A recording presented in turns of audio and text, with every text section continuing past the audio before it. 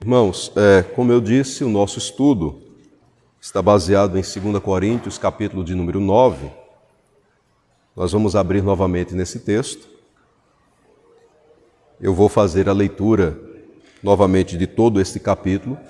Os irmãos, por favor, acompanhem a leitura.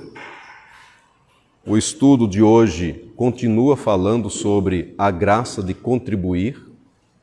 Esse é o nosso terceiro estudo falando sobre esse tema, terceiro estudo consecutivo, dentro dos capítulos 8 e 9 de 2 Coríntios.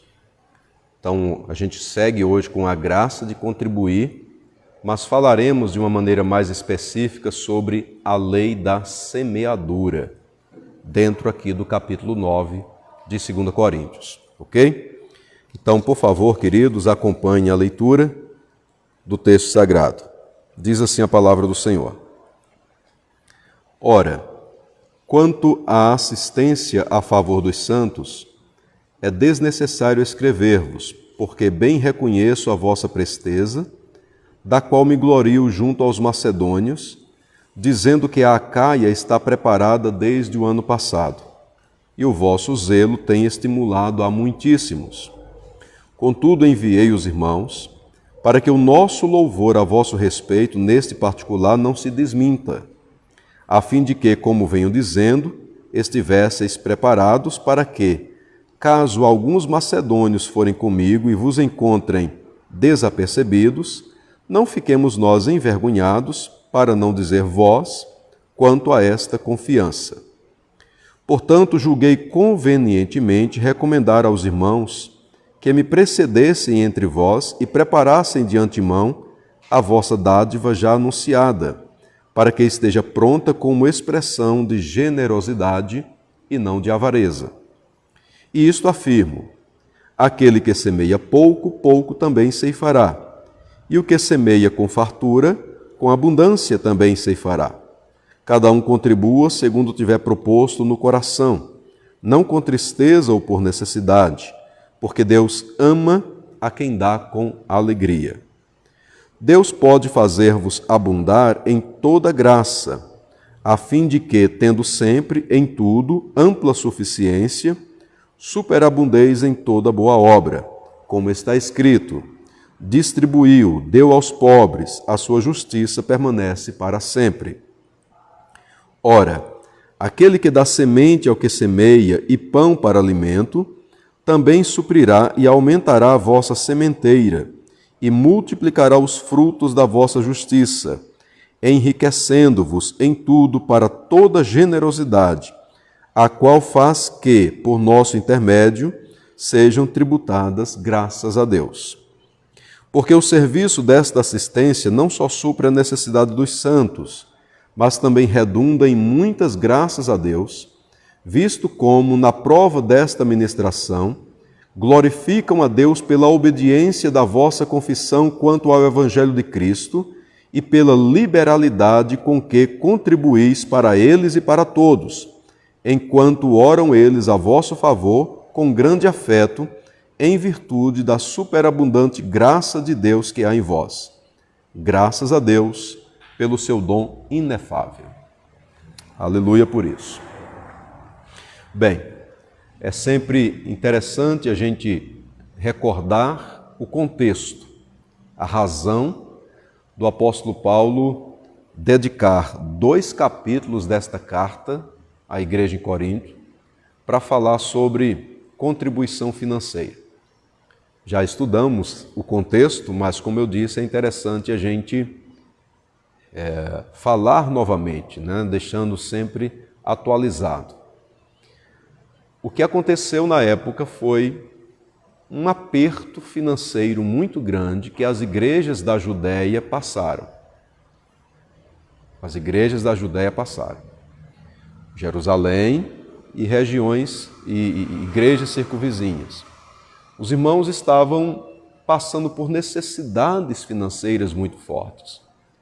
Essa necessidade financeira não era uma realidade apenas dos crentes da Judéia, mas a população da Judéia estava vivendo assim. Escassez, falta de alimento, a ideia de plantar e não ter tido um tempo bom para colher, não é? Os animais também não favorecendo um lucro necessário, exatamente por causa de questões econômicas desfavoráveis na Judéia. O pessoal passou dificuldade. O apóstolo Paulo, então, pela graça de Deus e pela orientação do Espírito Santo, tem a ideia e a iniciativa de levantar uma grande campanha para suprir as necessidades da igreja na Judéia. E as igrejas, na época, se solidarizaram com isso, das mais diversas regiões do mundo de então.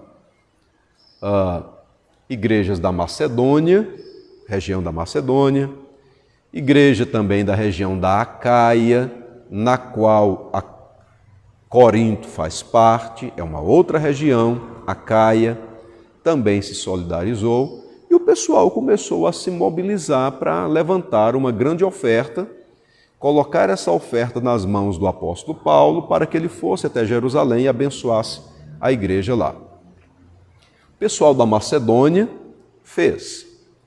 O pessoal da Acaia, especificamente aqui a igreja em Corinto, teve uma boa aceitação, aceitou a campanha do apóstolo Paulo, disse sim, mas deixou o tempo passar e não fez. Essa é a realidade aqui. E decorreu um ano dessa atitude de dizer assim, a gente vai fazer, e sem fazer, isso fez com que o apóstolo Paulo, então, escrevesse a carta, né, e dedicasse 2 capítulos para trazer as orientações necessárias para a igreja em Corinto, motivando, então, aquela igreja a continuar com esse projeto de, sim, a gente vai fazer, né? E vamos colocar em prática, então, a contribuição necessária para a igreja na Judéia. Amém? Então, esse é o contexto. A gente precisa ler esses 2 capítulos dentro dessa visão.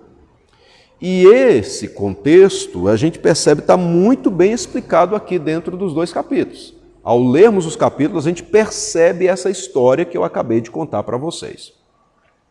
Já estudamos o capítulo 8, entramos então agora no capítulo de número 9.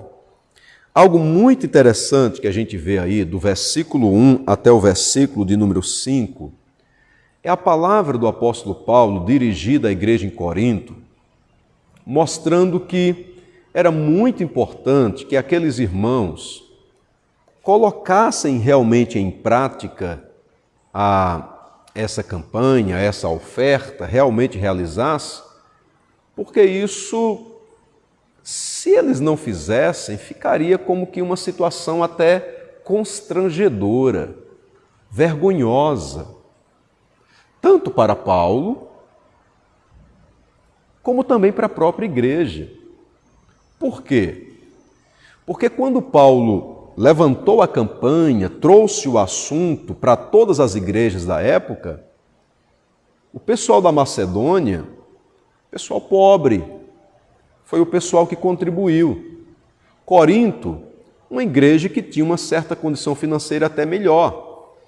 O pessoal da Macedônia ficou sabendo que a igreja em Corinto ia ajudar, e isso estimulou ainda mais o pessoal da Macedônia a dizer, não, a gente vai também contribuir. É claro que as igrejas da Macedônia não contribuíram somente porque ouviram que a igreja em Corinto ia contribuir. A gente percebe que isso não foi assim, porque desde o versículo 1 do capítulo 8, o apóstolo Paulo está mostrando que o que motivou realmente as igrejas da Macedônia a contribuir foi a manifestação da graça de Deus no meio daqueles irmãos. Foi isso, foi por causa disso que eles contribuíram. Mas você tem aquela ideia, puxa, as igrejas todas estão contribuindo, a igreja tal está contribuindo, a igreja tal está contribuindo, a gente também vai se envolver nessa campanha, porque somos uma igreja só. Essa é a ideia. As igrejas da Macedônia, repito, tomaram conhecimento, e quem avisou foi o próprio apóstolo Paulo, que a igreja em Corinto ia entrar na campanha, estava participando, estava junto, ou seja, isso é há um ano atrás. Há um ano atrás. Então a gente vai fazer também, a gente vai contribuir. Só que agora, pelo fato de que a igreja em Corinto não contribuiu, o apóstolo Paulo, do versículo 1 até o versículo 5, ele está dizendo assim, irmãos, é muito importante que a gente coloque em prática e conclua isso, porque senão vai ficar vergonhoso, constrangedor para a gente e também para vocês. É essa ideia aqui, olha, vamos repetir a leitura? Verso 1, ora, quanto à assistência a favor dos santos, é desnecessário escrever-vos, porque bem reconheço a vossa presteza, da qual me glorio junto aos macedônios, dizendo que a Acaia está preparada desde o ano passado, e o vosso zelo tem estimulado a muitíssimo. Esse zelo de vocês, coríntios, tem estimulado muita gente a contribuir. Aí segue. Contudo, enviei os irmãos para que o nosso louvor a vosso respeito nesse particular não se desminta. Não se desminta. A fim de que, como venho dizendo, estivesseis preparados. E aí Paulo está mostrando aqui no versículo 3 que assim, o que é que ele fez? Ele enviou para a igreja em Corinto pessoas para ajudar nessa contribuição, já que a contribuição estava travada dentro da igreja, o pessoal não se desenvolvia mais para contribuir. Um desses irmãos foi Tito, jovem pastor. A gente percebe aí, a partir do versículo 16 do capítulo 8, Tito foi uma das pessoas enviadas pelo apóstolo Paulo para ajudar a igreja em Corinto a destravar essa questão da campanha, a colocar em prática isso. Aí voltando aqui para o capítulo 9, versículo 4, para que, caso alguns macedônios forem comigo e vos encontrarem despercebidos, não fiquemos nós envergonhados, para não dizer vós, quanto a esta confiança. O que é que Paulo está dizendo? Irmãos, imagina só, nessa nossa viagem, alguns irmãos da igreja da Macedônia decidem ir com a gente. Eles estão lá, estimulados, a igreja em Corinto contribui, a igreja em Corinto contribui. Aí eles vão com a gente e se deparam com uma outra realidade. A realidade de que vocês não estão contribuindo. Isso vai envergonhar a gente. Nós ficaremos envergonhados com isso. E aí tem entre parênteses aqui, né? Para não dizer vós. Quem ficaria envergonhado? Tanto o líder, porque o apóstolo Paulo é líder da igreja, né? Que levantou a campanha, que motivou, que disse a igreja está junto, a igreja lá em Corinto também está participando, está dentro da campanha.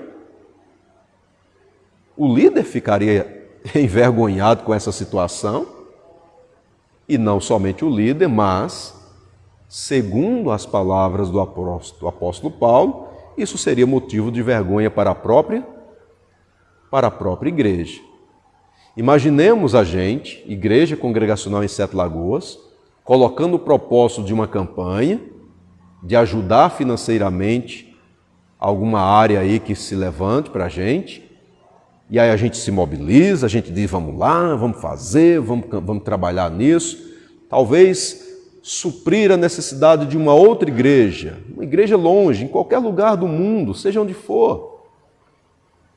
Então vamos lá, a gente vai ajudar, e aí o pastor da igreja, o pastor Eduardo George, mobiliza a igreja, e a igreja sim, vamos sim. Aí eu como pastor anuncio, não, a igreja congregacional em Sete Lagoas está dentro, está junto, a gente vai ajudar, a gente vai abençoar, mas chega um momento em que a gente trava. A gente trava. A nossa animação foi aquele momento, mas depois a gente travou. Não, nós não fizemos. Mas a campanha está acontecendo, tem outras igrejas fazendo, e as outras igrejas que estão fazendo também estão sabendo. Não, a igreja de Sete Lagoas está envolvida, só que as outras igrejas não estão sabendo do dia atual, do dia de hoje, da nossa realidade. O que estão sabendo é que a igreja de Sete Lagoas está envolvida na campanha. Aí, de repente, alguém vem, alguém visita e se depara com a realidade. Como é que a gente fica? Como é que fica o líder? Não, irmão, a gente até quis, planejou, tentou, mas... Essa é a ideia de Paulo aqui.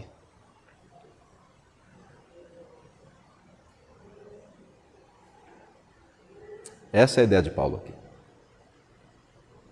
E por entender que a igreja em Corinto estava precisando de uma força nisso, ele envia pessoas para ajudar, para motivar a levantar essa campanha e colocar em ordem aquilo que era necessário nessa área dentro da igreja. Diante disso, desse contexto todo, o apóstolo Paulo cita a lei da semeadura. Porque ele quer trazer mais evidências bíblicas da nossa necessidade de contribuir, de se envolver com aquilo que é projeto de Deus para a vida da igreja. E que esses projetos requerem necessariamente recursos, não apenas recursos humanos, mas financeiros. Recursos financeiros, também muito importantes para que a obra do Senhor avance, se desenvolva, e todos nós sabemos disso. Amém, queridos? Daí vem a lei da semeadura. A partir do versículo 6, do versículo 6 até o versículo de número 15, o apóstolo Paulo está desenvolvendo esse princípio, apresentando esse princípio para a igreja em Corinto. E é um princípio de Deus também para as nossas vidas. A lei da semeadura. Todos nós aqui já ouvimos falar sobre a lei da semeadura. Não é verdade? Amém? Alguém aqui nunca ouviu falar? Difícil, né?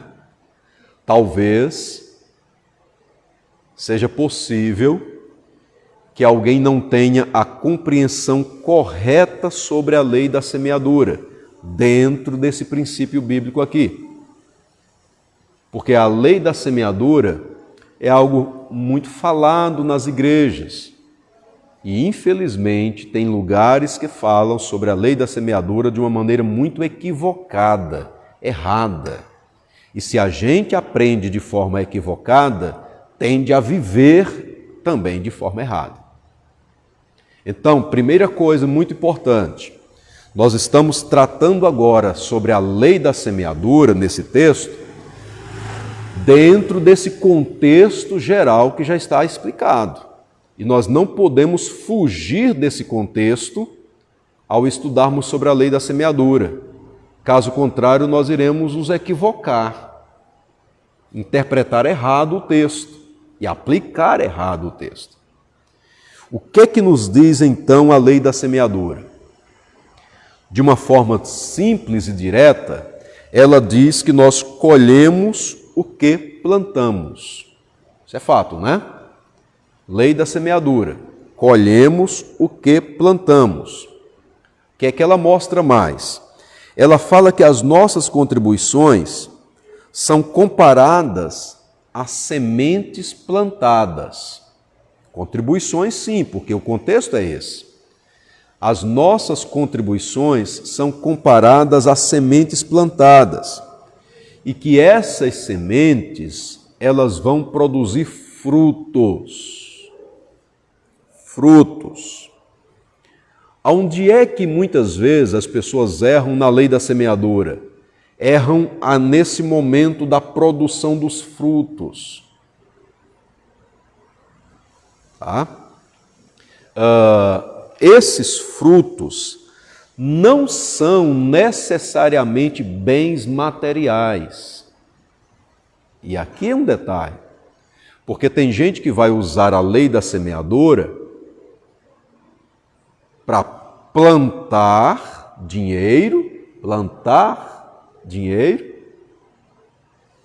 para depois colher também dinheiro. Então tem gente que às vezes vem para o altar trazendo os seus dízimos e as suas ofertas com a ideia de que eu estou plantando isso aqui no reino de Deus, porque eu sei que se eu contribuir com tanto, Deus depois vai me dar dinheiro em tanto. E aí atrapalha tanto a motivação como a verdadeira ideia do que são esses frutos.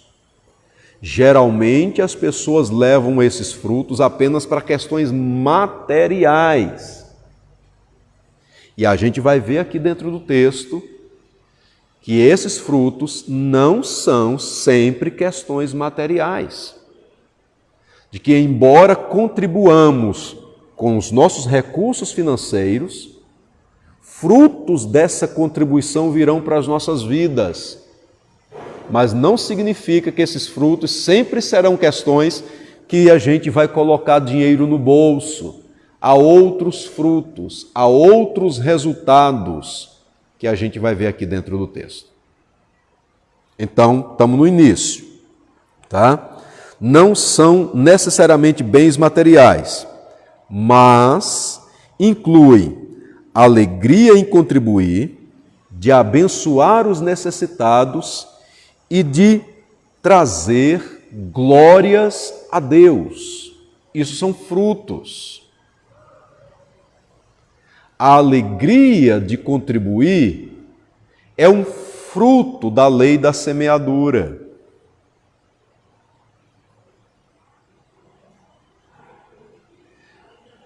Os resultados em suprir as necessidades de outras pessoas, favorecer o crescimento da obra de Deus na igreja, é outro fruto que vem da lei da semeadura. A glória de Deus, o Senhor sendo engrandecido, o Senhor sendo exaltado, através do momento em que a gente contribui, é outro fruto dessa semeadura. E nenhum desses frutos que eu citei aqui são questões financeiras. A alegria não é questão financeira. Suprir necessidade, ver as coisas acontecendo o fruto não é esse, não é financeiro. A glória de Deus, o fruto não é financeiro. Exemplo, a partir do momento em que nós nos dedicamos na campanha da troca da bancada da igreja, a gente contribui com alegria. Isso é uma semeadura, igreja. Os nossos recursos financeiros é uma semeadura. Qual é o fruto que vem disso? A própria bancada da igreja. Percebe? Eu não posso dar o meu dízimo, eu não posso dar a minha oferta pensando na lei da semeadura somente na ideia de eu dou o dízimo e logo, logo Deus vai me retribuir com mais dinheiro dentro do meu bolso. Há outros frutos que às vezes a gente deixa passar despercebidos. Podemos seguir em frente? Amém? Muito bem. O que a gente vê aqui no texto? Versículo 6. E isto afirmo: aquele que semeia pouco, pouco também ceifará. E o que semeia com fartura, com abundância também ceifará. Se semeamos pouco, também colheremos pouco. E aqui é importante a gente pensar assim: o que é pouco? o que é muito? E aí a gente precisa lembrar, por exemplo, da oferta da viúva pobre. A oferta da viúva pobre foi pouco ou foi muito? Respondam para mim. A oferta da viúva pobre foi pouco ou foi muito? As ofertas colocadas pelos ricos, lá no gasofilácio, quando Jesus Cristo olhou o que eles estavam ofertando, aquelas ofertas, elas foram poucas ou foram muitas? O que é que os irmãos podem me dizer? Primeiro, da viúva pobre. Foi pouco ou foi muito aquela oferta?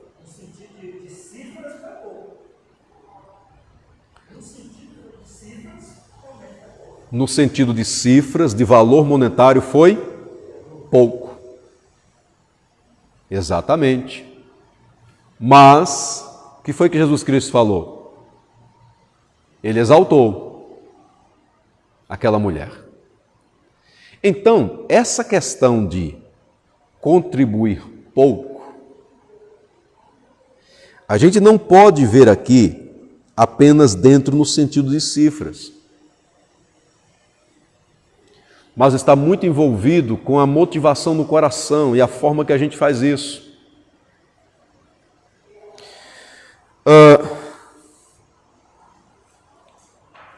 Porque assim, aqueles ricos, lá da oferta da viúva pobre, a Bíblia mostra que eles contribuíram daquilo que estava sobrando. Então, se alguém está contribuindo daquilo que está sobrando, mesmo que no sentido de cifras monetárias seja um valor muito grande, isso é pouco. Porque a pessoa está contribuindo muito abaixo, muito aquém do que aquilo que realmente podia contribuir.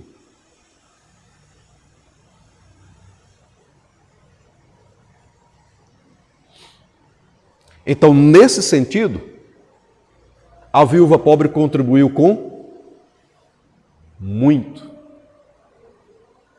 Porque ela contribuiu com algo que era além daquilo que ela podia. Então, a ideia de se semeamos pouco, também colheremos pouco.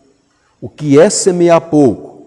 É contribuir muito abaixo daquilo que a gente sabe que pode contribuir. Aí a gente está contribuindo pouco. A gente tem capacidade de contribuir com mais. Consegue fazer financeiramente, contribuir com um valor maior, mas a gente decide não contribuir. E aí, quando contribui com um valor bem abaixo daquele que a gente realmente tem condições de fazer. Nesse sentido, a pessoa está contribuindo pouco, seja qual for o valor monetário. Repito, porque ela podia contribuir bem mais. Compreendido isso, queridos?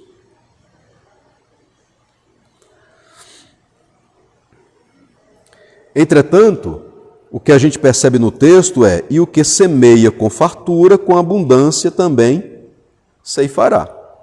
Ou seja, se contribuirmos com generosidade, recebemos bênçãos abundantes de Deus.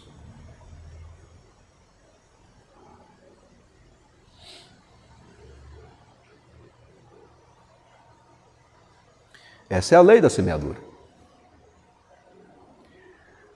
Ela nunca deve ser usada por nós como uma forma de negociar alguma coisa com o Senhor.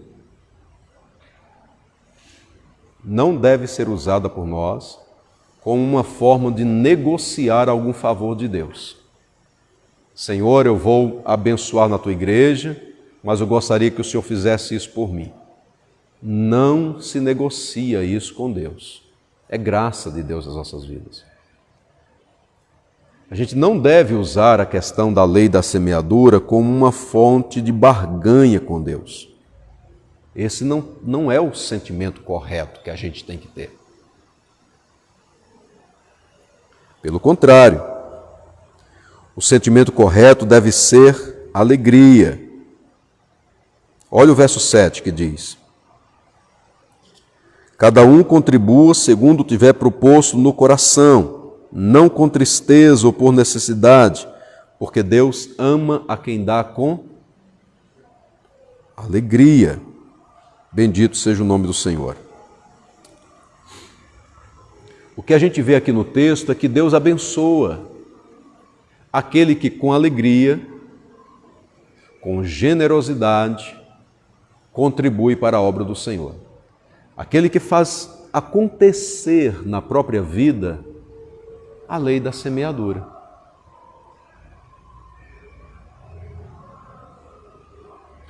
Como nós estamos semeando em relação a isso na igreja?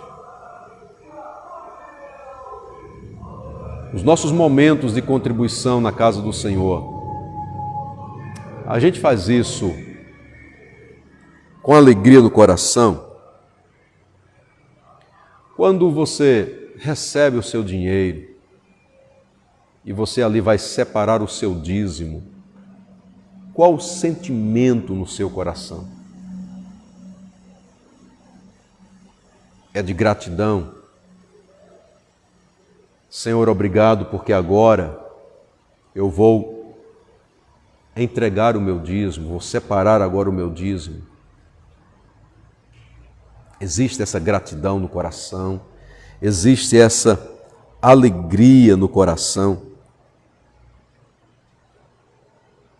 Ou a gente separa com pesar,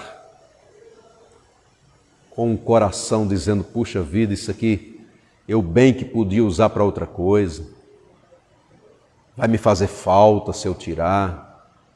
Quais os sentimentos que permeiam o coração nesse momento em que a gente recebe o nosso salário, chega o sustento nas nossas vidas? Nunca deve ser com tristeza, nunca deve ser por necessidade. Contribuir por necessidade faz a gente contribuir somente em alguns momentos. Somente em alguns momentos. Por exemplo, a gente olha uma necessidade na igreja, aí a gente levanta uma campanha, e aí por causa dessa necessidade, a gente chega e contribui. Mas quando essa necessidade é suprida, a gente não continua mais contribuindo. A gente se mobiliza apenas para suprir uma necessidade. Surgiu a necessidade da bancada, então vamos lá, vamos fazer, então contribui e tal. Supriu a necessidade da bancada, parou a contribuição. Não existe mais a contribuição. Está errado. Não está certo. Não se contribui apenas por necessidade. O texto continua mostrando para a gente, versículo 7, tristeza no coração, tristeza ou necessidade. Deus ama a quem dá com alegria. Louvado seja o nome do Senhor. Amém? A contribuição de forma generosa, voluntária, deve acontecer de forma proporcional aos benefícios que Deus nos tem dado. Isso significa lei da semeadura. Vou repetir: contribuir com alegria, mas de forma proporcional aos benefícios que Deus nos tem dado. E isso é lei da semeadura.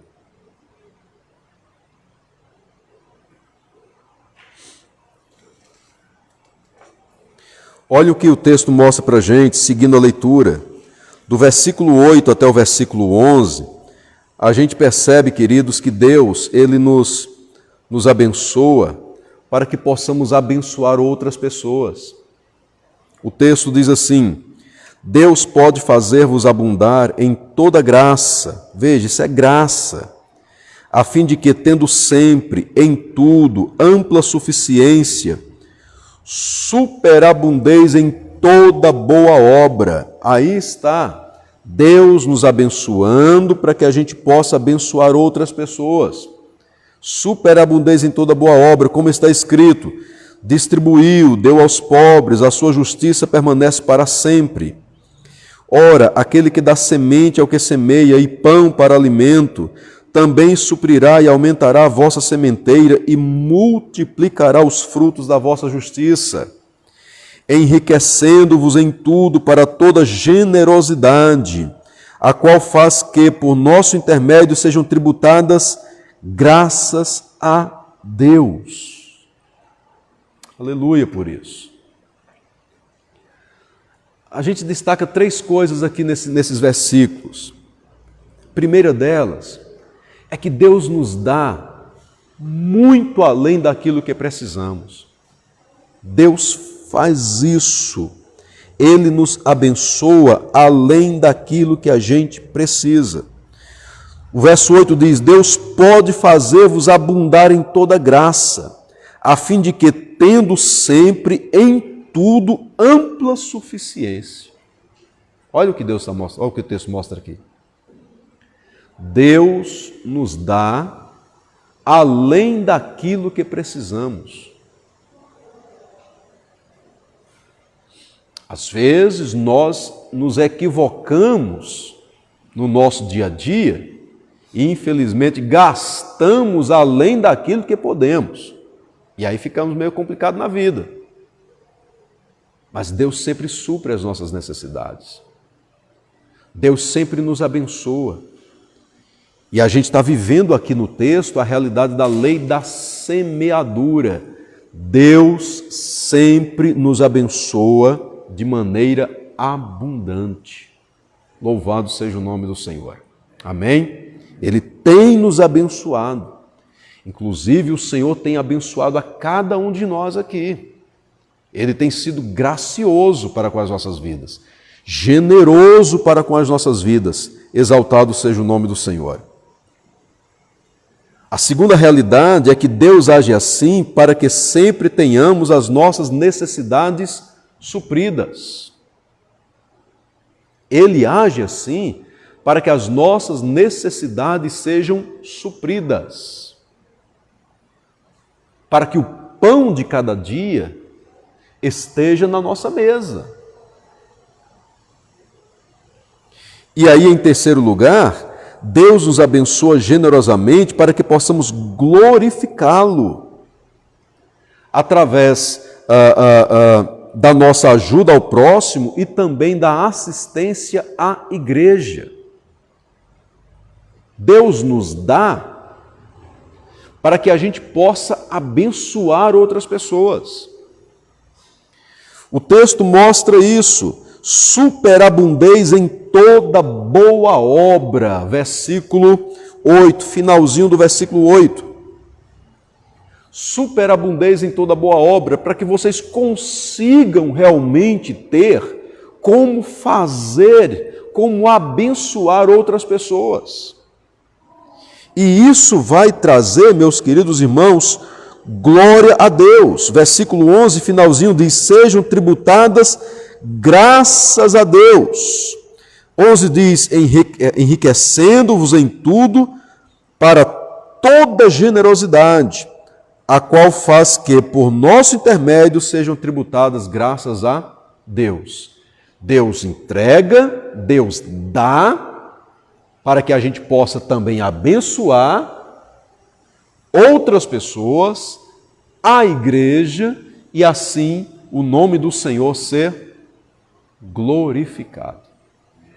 O nome do Senhor ser engrandecido. Exaltado seja o Senhor. Amém?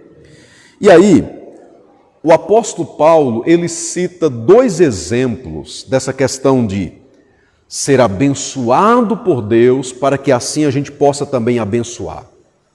Ele cita 2 exemplos, e um deles é a lei da semeadura, citada pelo profeta Isaías no capítulo 55, versículo de número 10.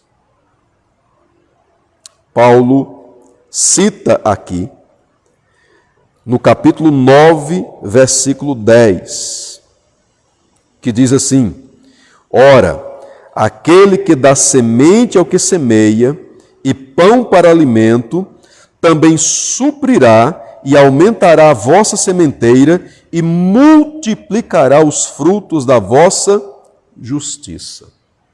Paulo está citando o livro do profeta Isaías, capítulo 55, versículo de número 10. Vamos abrir lá?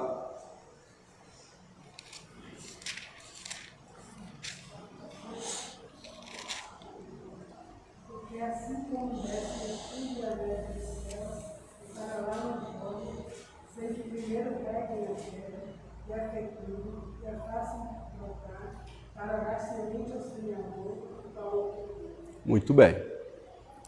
Vejam que o profeta Isaías está sendo usado por Deus para trazer esta palavra, para falar sobre a palavra que sai da boca de Deus.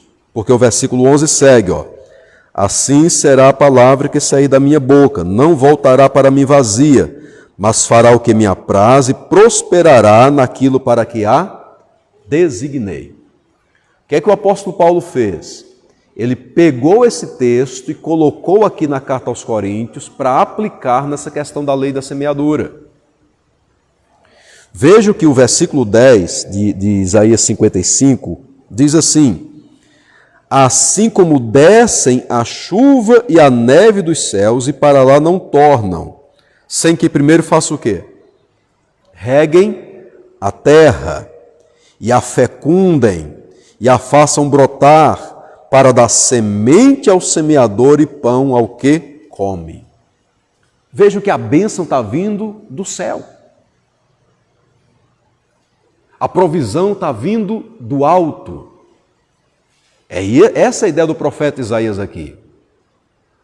A chuva e a neve vem de cima e não volta para o céu antes que abençoe a terra. É isso que diz o texto. Antes que regue a terra e a fecunde e produza semente para o semeador e pão ao que come. A bênção vem de Deus, a provisão vem de Deus, para abençoar todos aqueles que necessitam dessa provisão. Exaltado seja o Senhor.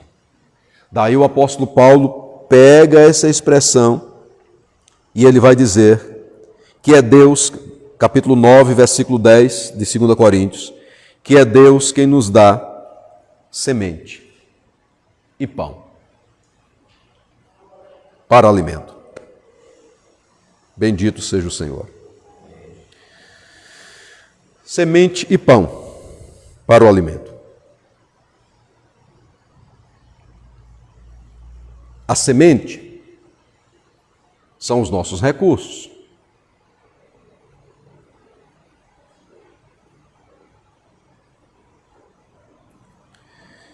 E aí o que é que a gente faz com os nossos recursos? Nós semeamos. É a lei da semeadura.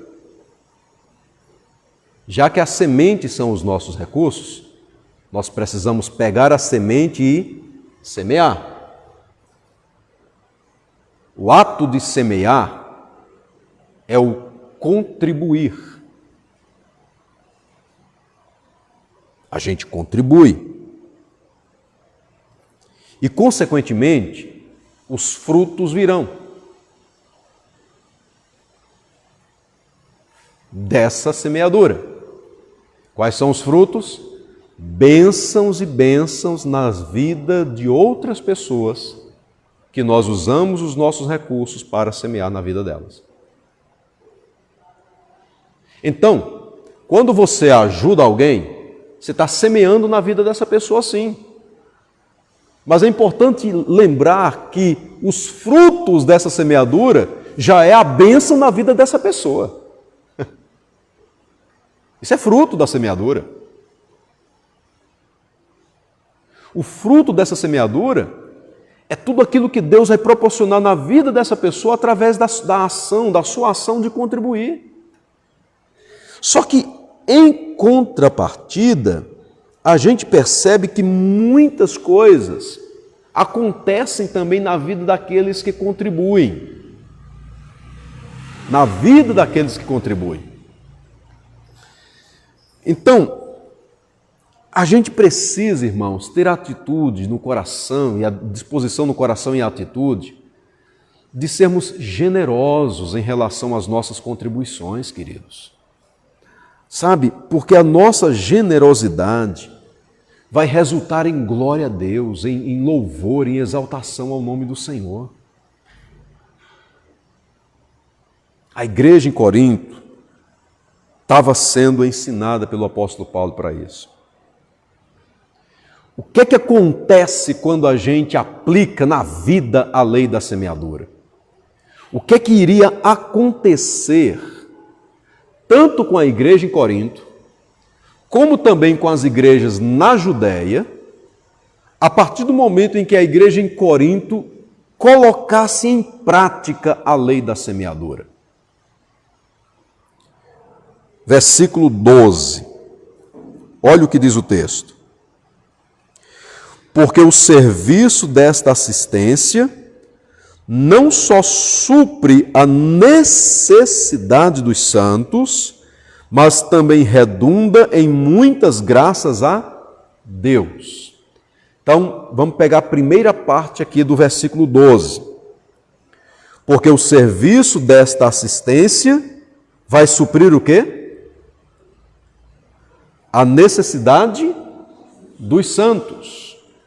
Quem são os santos? Aqui no texto, Igreja da Judéia. Uma necessidade aconteceu. O povo estava passando por grandes apertos. E a partir do momento em que a igreja em Corinto colocasse em prática a lei da semeadura, um dos frutos, um dos resultados dessa lei da semeadura é que pessoas seriam supridas. Necessidades seriam sanadas. Porque houve um coração disposto a contribuir com alegria, com generosidade para a obra do Senhor. Então, a primeira coisa importante aqui, necessidades supridas. As ofertas da igreja em Corinto ajudariam a amenizar o sofrimento dos irmãos na Judéia. Ora, isso é fruto. Isso é pegar a semente, o recurso, contribuir, que é plantar, e ver o primeiro fruto acontecendo. Qual é? A necessidade foi suprida. Deus já está suprindo, já tem fruto dessa semeadura. Já estou colhendo. Plantei, já estou colhendo. O que foi que eu colhi? Colhi irmãos sendo abençoados. Então, quando você pega a sua oferta missionária, por exemplo, e vem com alegria, coloca no gasofilácio, você pode ter certeza absoluta de que você já está colhendo fruto dessa oferta que você colocou. Qual é o fruto, pastor? Esse recurso vai abençoar o missionário. E isso é fruto da lei da sua semeadura. Isso é um fruto da lei da lei da semeadura. Porque a vida familiar daquele missionário será abençoada, a família daquele missionário será abençoada com o recurso que você contribuiu. Louvado seja o nome do Senhor. Mas tem mais frutos. E aí você aplica isso dentro da vida da igreja. Se você aplicar isso em relação à obra do Senhor, a partir do momento em que você traz o seu dízimo e que eu trago o meu dízimo e que nós colocamos diante do Senhor no gasofilácio as nossas ofertas voluntárias, a gente começa a ver os frutos. A gente começa a ver os frutos. Porque quando os recursos vão chegando, a gente vai administrando, tanto para abençoar a obra missionária, como para suprir o santo culto, as despesas necessárias do andamento da vida da igreja, como também para melhorias, para reformas, para construções. O que é que a gente está vendo com isso? Fruto. Fruto da lei da semeadura. O problema é que às vezes a gente quer ver esse fruto apenas no sentido individual. Eu vou dar o meu dízimo porque Deus vai abençoar o meu bolso. Essa é a grande questão aqui. Quer ver os frutos apenas no sentido individual. Que a nossa visão seja ampliada nessa manhã, para percebermos que todas as melhorias que a gente vê na igreja, na obra missionária, são frutos da lei da semeadura. Exaltado seja Deus. Mas tem mais. Uma outra questão que iria acontecer, a gente percebe aqui, versículo 11, finalzinho. Mas também redunda em muitas o quê? Graças a Deus. 12. Perdão, finalzinho do versículo 12, desculpem. Mas também redunda em muitas graças a Deus. Versículo 14. Enquanto oram eles a vosso favor, com grande afeto, em virtude da superabundante graça de Deus que há em vós. Qual é o outro resultado aqui? Qual é o outro fruto da lei da semeadura que a gente percebe? Graças a Deus. Gratidão ao Senhor. Orações de gratidão. Paulo está mostrando para a igreja em Corinto que a partir do momento em que a igreja da Judéia é abençoada ou fosse abençoada pela igreja em Corinto, uma resposta imediata viria da igreja da Judéia para a igreja em Corinto. Uma resposta imediata. E isso a gente percebe no nosso dia a dia, na nossa prática. É muito comum assim. Comum o quê, pastor? A partir do momento em que alguém te abençoa, mais cedo ou mais tarde, você vai fazer uma oração ao Senhor, agradecendo aquela bênção recebida e orando por essa pessoa. Não é assim que acontece? É assim ou não que acontece? É assim que acontece. A partir do momento em que você é abençoado, chega um momento na sua vida, no seu devocional, em algum momento você vai dizer: Senhor, obrigado pela vida de fulano que me abençoou com isso. Senhor, eu quero te agradecer pela vida de fulano que fez isso. E aí você agradece a Deus pela vida dele ou pela vida dela e também começa a pedir a Deus em favor da vida dele ou dela. E isso é um fruto da lei da semeadura, que necessariamente não vai encher o meu bolso, mas pessoas estarão orando por mim, pessoas estarão orando por você, em louvor a Deus, em gratidão ao Senhor, pela oferta que você deu, pela atitude que houve no seu coração de abençoar outras pessoas. Paulo está dizendo isso aqui, irmãos, fiquem certos, a igreja na Judéia vai orar a Deus em gratidão pela vida de vocês. Nós somos cristãos e nós sabemos o quanto é importante ter alguém orando por nós. Nós que somos cristãos valorizamos muito isso. Como é gratificante quando alguém chega e diz: pastor, eu estou orando pelo Senhor. Isso é gratificante. A gente sabe que isso é bom, porque a gente sabe que isso é valioso diante de Deus, que as orações chegam na presença do Senhor. Exaltado seja o nome do Senhor. E quando essas orações acontecem, no sentido de que são pessoas que de alguma forma se aproximaram mais, a gente ora de uma forma diferente. Uma coisa é você orar pelo irmão fulano de tal que está lá do outro lado do mundo, que você nunca viu, perdão. Você ora, você clama, você busca. Mas quando essa pessoa faz parte do seu convívio, seus sentimentos são diferentes, não são? Os seus sentimentos são diferentes. Você ora por ela com mais conhecimento de causa. Então, quando você abençoa alguém, essa pessoa que é abençoada, de alguma forma se afeiçoa também a você. Ela ora com um coração mais aberto.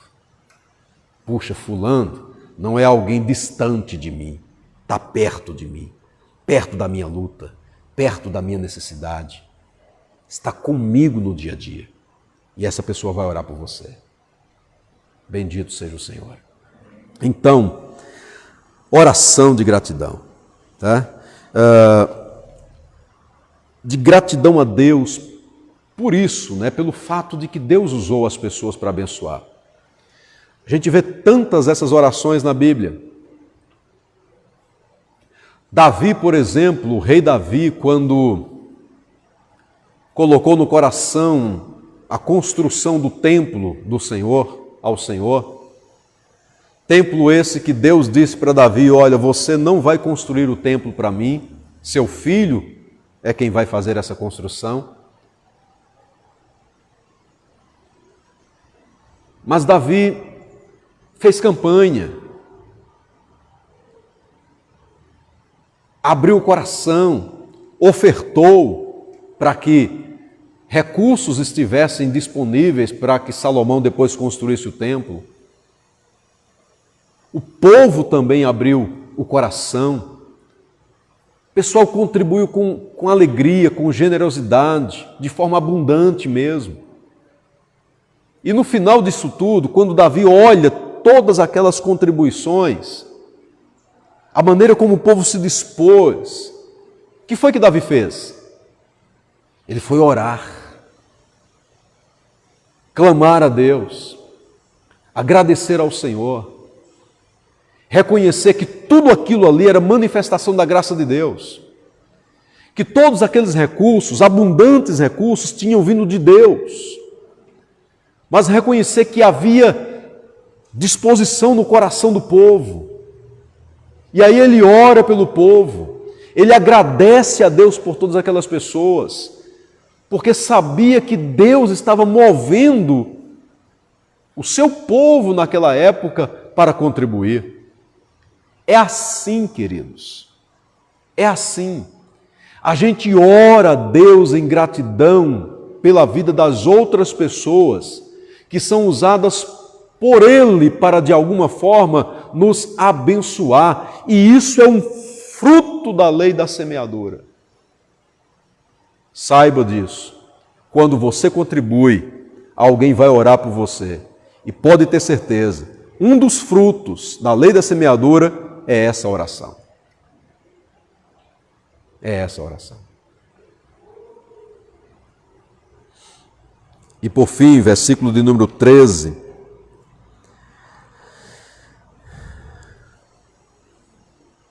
O texto diz assim: visto como na prova desta ministração glorificam a Deus pela obediência da vossa confissão quanto ao Evangelho de Cristo e pela liberalidade com que contribuís para eles e para todos. O texto está falando de uma igreja, de um povo glorificando a Deus. exaltando a Deus, bendizendo o nome do Senhor. Sabe por quê? Porque através das contribuições as pessoas viram o resultado dela. Viram o resultado. E ao verem o resultado, o nome do Senhor estava sendo glorificado. E é para Deus que a glória tem que ser dada mesmo. Não é para a igreja que contribuiu, não é para o líder que levantou a campanha, é para Deus a glória. E Paulo está mostrando isso aqui. A glória não seria para o apóstolo Paulo, a glória não seria para a igreja em Corinto, assim como a glória não foi para as igrejas na Macedônia, a glória foi destinada a Deus, porque a Deus toda a honra, toda a glória, todo o louvor, toda a exaltação. Então, a partir do momento em que nós, como igreja congregacional em Sete Lagoas, nos dedicarmos a aplicar na vida a lei da semeadura, os resultados disso vão surgindo no dia a dia dentro da igreja. E a gente olha para o nosso ambiente, por exemplo, e a gente começa a dar glória a Deus pelo que foi feito. Obrigado, Senhor, pelo que foi feito.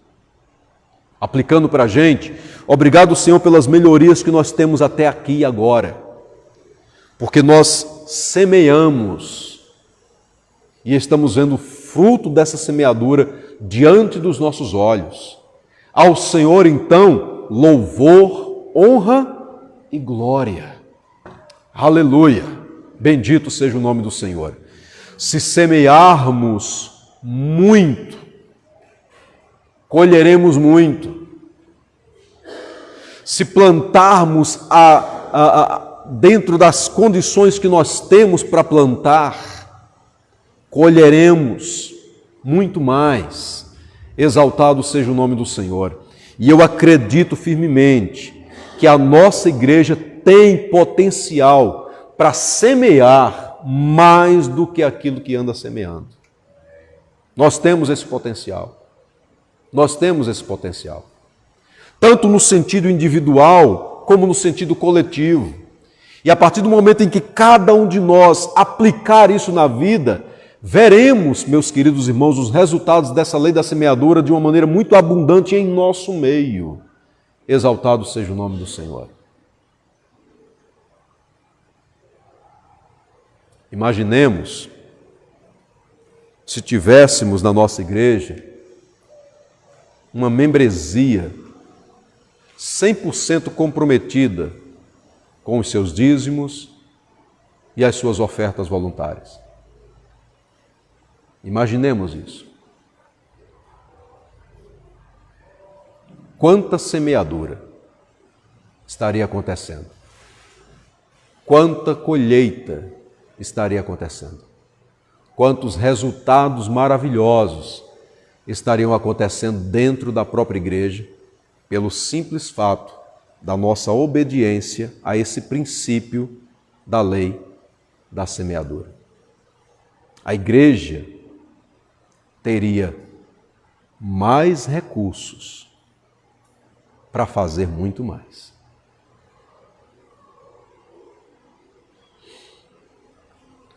Mas trazendo para a questão pessoal, a lei da semeadura aplica-se também na questão pessoal. O que semeia pouco, pouco colhe. O que semeia com abundância colhe. Porque Deus é quem pode fazer abundar em toda boa graça. Para que, tendo sempre, em tudo, ampla suficiência, possamos superabundar em toda boa obra. Que Deus nos abençoe, que possamos viver a lei da semeadura e ver os frutos disso acontecendo nas nossas vidas. Amém? Vamos orar? Vamos buscar ao Senhor, suplicar que a graça, a misericórdia dEle seja sobre a vida da igreja. Eu queria que você colocasse a sua vida agora diante do Senhor, meu irmão.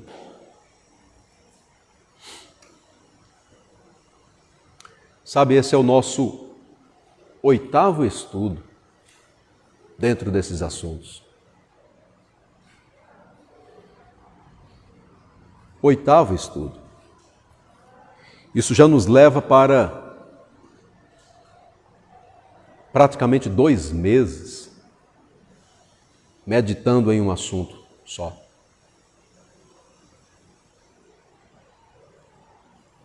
A gente não pode, de maneira nenhuma, deixar com que chegue o momento de encerrar os assuntos e não tomarmos uma atitude firme no nosso coração de viver essa realidade aqui. A gente precisa tomar atitudes diferentes.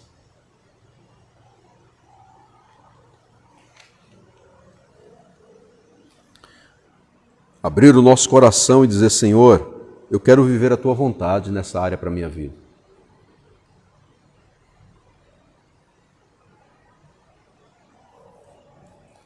Então, ore a Deus nesse instante por você.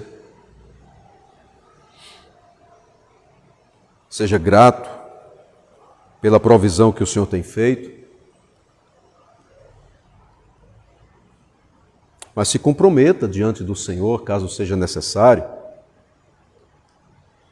a ter atitudes diferentes em relação a essa questão da contribuição na igreja.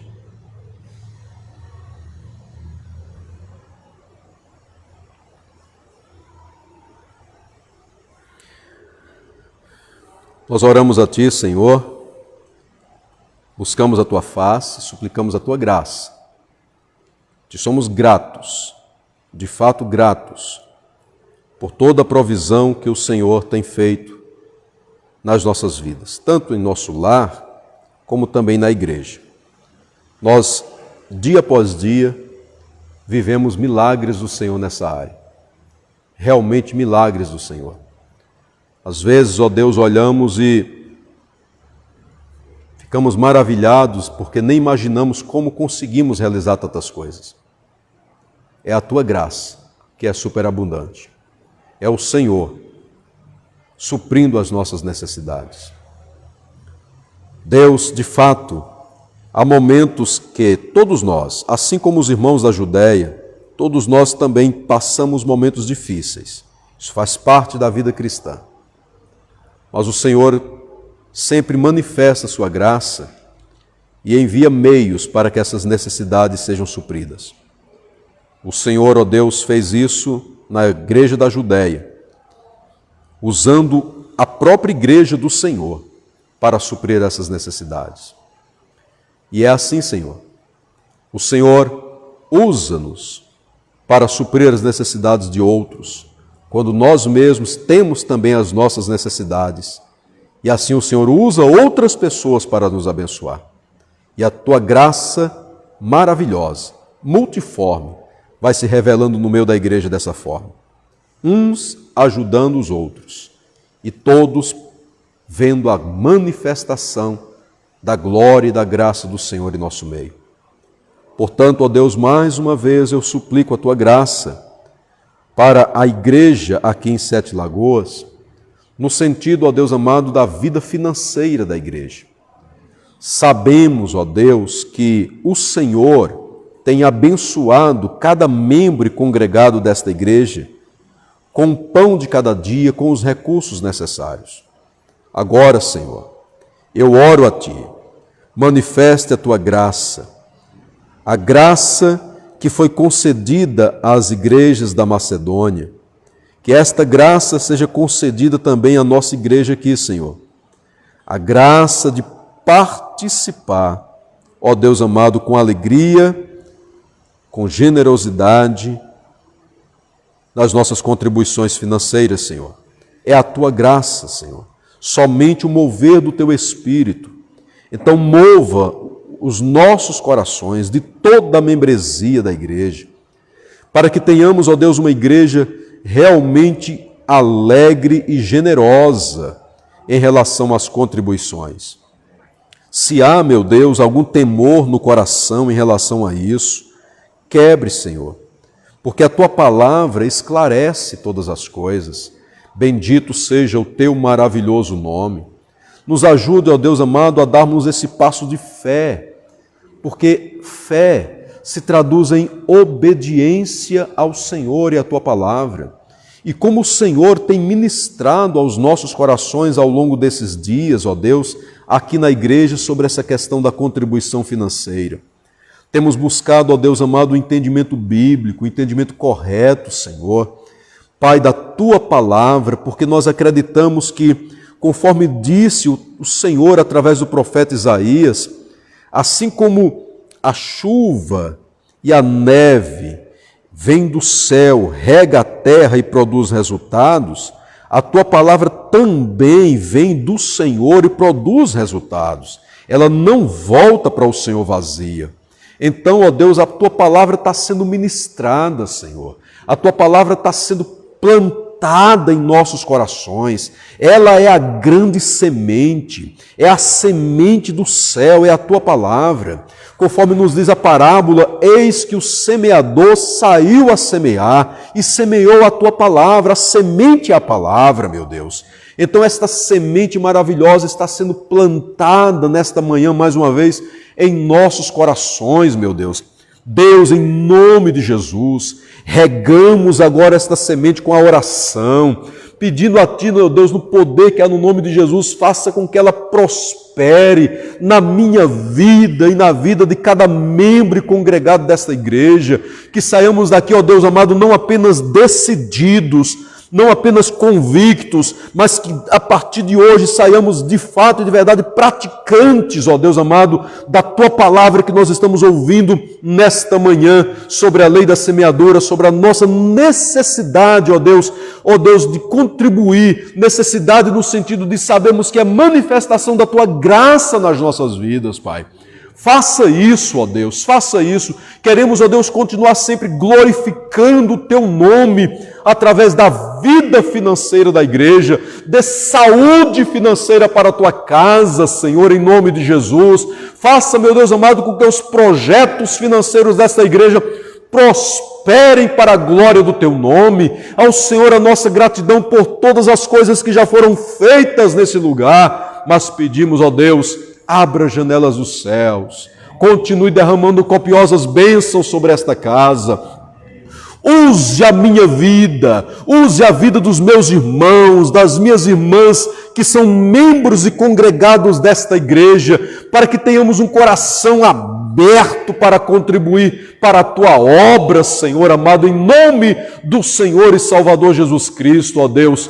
Senhor, nós pedimos esta abundante, superabundante graça na vida da igreja, mas também na vida de cada família desta casa, Senhor. Faça o milagre da provisão, Deus grande, Deus que concede semente, Deus que concede pão, louvado seja o Senhor. Tu és o Deus que supre as nossas necessidades, ó Deus. Mova os nossos corações em Tua direção, Senhor, em Tua direção. Quebra-nos, ó Deus amado, por dentro, se necessário for, mas que saiamos desta igreja crentes transformados pelo poder da Tua palavra, meu Deus querido, em nome de Jesus. Incomode-nos, ó Deus amado, sobre essa necessidade que temos de viver com fidelidade a Tua palavra em relação às nossas contribuições, Senhor. Faça isso, Senhor. Se necessário for, tire o nosso sono, meu Deus, mas que o Teu nome seja glorificado em nossas vidas e através de cada um de nós. O Senhor usou o apóstolo Paulo, mobilizou Tito, mobilizou outras pessoas para acordar a igreja em Corinto. O Senhor, nesta manhã, dia após dia nesta igreja, tem nos acordado também para essa necessidade. Deus nos ajude, para que não durmamos mais, Senhor. Para que acordemos, ó Deus, no poder que há no nome do nosso Senhor e Salvador Jesus Cristo. Amém. Amém. Bendito seja o Senhor. Eu quero trazer novamente para os irmãos algo que é conhecido da maioria da igreja, que são os cofrinhos missionários. Na minha ida ao Nordeste, ao Conselho Nacional, eu trouxe alguns exemplares desse, bastante conhecido pelos irmãos. Ele vem assim, mas é muito fácil de montar. Dobra as partes necessárias, cola, fica um cofrinho missionário.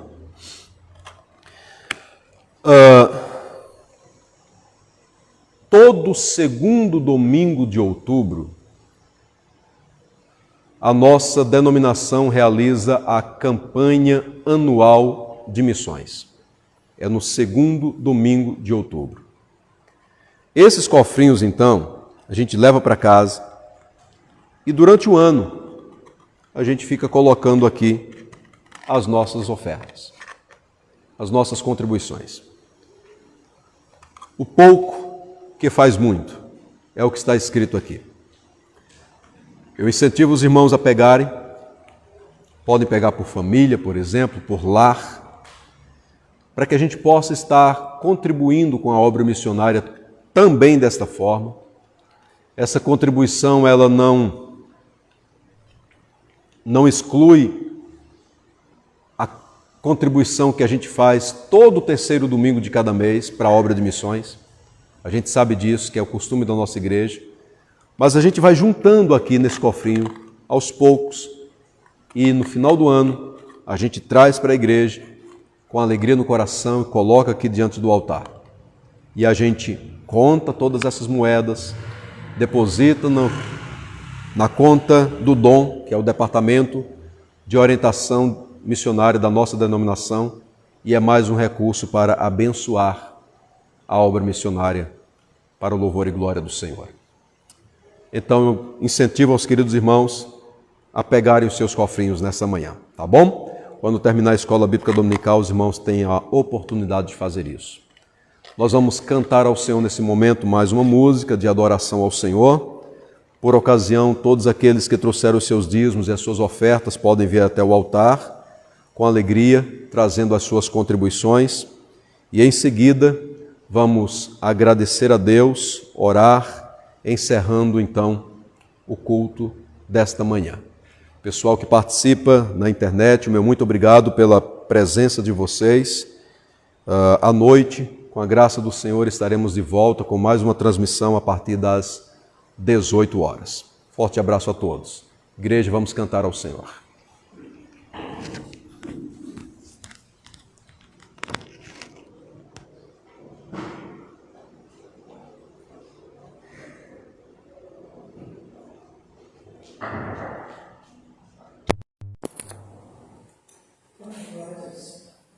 Vamos celebrar o Senhor essa manhã, né?